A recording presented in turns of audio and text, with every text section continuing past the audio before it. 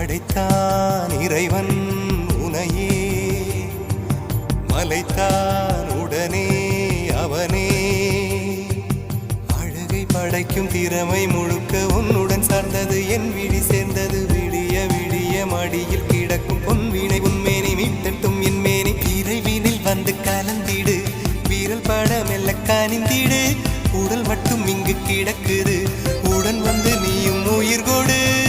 Pallavan